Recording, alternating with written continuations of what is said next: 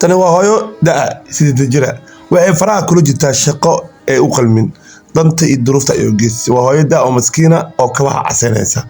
oo danta iyo duruufta ay u geysay in waahidka khayrka allana waafajiy waa qof iska dallacsan waayeel jisoolay duruufta adduunyada aad bay ugu jibadantaa hooyadaas 8 jirka kabaha ay baalashaysa oo misna casaynaysa bal fiiri ayadoo joogto Muqdisho dhexdeeda ay halkaas gaajo darteed ay gurigeeda ugu soo baxday si dadka kabaha ugu casayso halkaas ay lacag ugu qaadato nolosheeda ay ku dabarto ayada waa dhifiidaada hooyo noocan oo kale inay kaba casaynayso misna Soomaalidii arkayaan dhoobihiin caawi karaan biliis waxaan iga codsanayaa muuqaalka ay u sheegreeyo caawiya waa maskiin maanta in la caawiyo ayada ay badan tahay dadkiina ayaa la yaaban hooyadan daada wax halkaas gaajada guriga ka keenay misaanka ay ku casaynayso gacantiin idin saaro kaalmeeya walaalayaalow waa iska tirkooda hanuunka ii dheer waxay cod dheer ugu dhawaaqaysaa walaalayaalow caawiya waa dareemi kartaa hooyo sidaan da'o ah inay kaba casayso isna adee lacagta ay kaa qaadi raashinkooda in gurigeeda gaajo ay ku jiri weyso ugu soo baxda aad baa ugu xumaa Soomaali maxamedey ilaahay rabbi raxmaan maantana maarta wax siisa maarta ka farxiso ilaahay oo ka farxi doonadina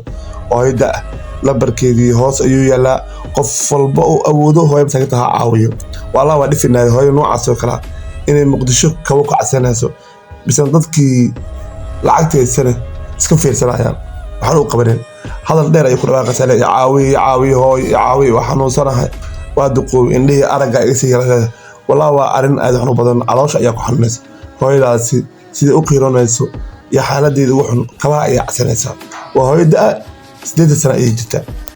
aan ku jira ilaahay idin soo kaalmeeya ilaahay adduunyo aakhira idin kaalmeeya qabo asayo anaga ka seyna aan guri ka doona asayna awlaaday ma shaqeeyaan shaqo ma haysadaan saddex waay laba wiil iyo gabar waay awlaadeeda waxay ku sheegtay inay yar yihiin ee shaqeyn ee 3 carruur ifkay ka dhashay 3 carruurna ay yar yihiin ay wali ay shaqo bilaabeen ay wax shaqeyn marka waxay leedahay Soomaaliya hal caawiyo ilma adeer lambarkaas kor ku qoran oo shaqo saaran ayay leedahay hooyo maskiinta hal caawiyo laga gaaro xaalad xun ayay ku sugantaa bal fiiri sida u ag tahay ee sida ku dhiiratay inay u shaqeyso ee dadka wada casayso ee lacag ka qaato lacagtaas ayada ilmaheeda nolol ay ka dhigtaan caawa waa ogtahay maanta casay wax laga helo inay halkaas mar oo digsi lagu shubaay ee ka badneen oo birin maaragtay ay tahay 0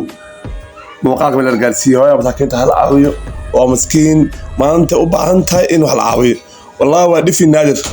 oo 8 jir oo Soomaaliya kaba ku casaynaysa duruuf darteed dadka Soomaalida aan qadamirka ayaa kalumay maanta hooyada masaakiinta u istaagno hadaladeedii aad baa ugu qiirooday asayadaas kolkoo waxa dabkaada haddan sanaada haddii ilaahay waxa asayadaas iila bihi qof kasta oo damiir leh oo hooyadaasi maskiinta ka naxayo 8 jirka oo kabaha casaynaysa qof walba wuxuu ka awoodo lambarka halkaas u qorha ugu diro ayada ayaa iskale waa waayeel waa dhifiinaad hooyo xilligan da'da jirta in ay kaba casayso waa wax ayaan daraa oo annaga ayay nagu tahay ceeb ayadoo daa maanta daryeel u baahan maanta cunno irato ogta xilliga halka ku gaajoodo maanta isaa ka dhacaysa oo awoodi ilmi badan ahayd Soomaaliya hadal ugu dheer ku dhaaqsanaya Soomaali hala caawiyo hooyada maskiinta aad buu gaajaysta waa ka xumahay oo xilligan kala daada kala inay kaba casayso Soomaali maxamedey dhiig isku yeela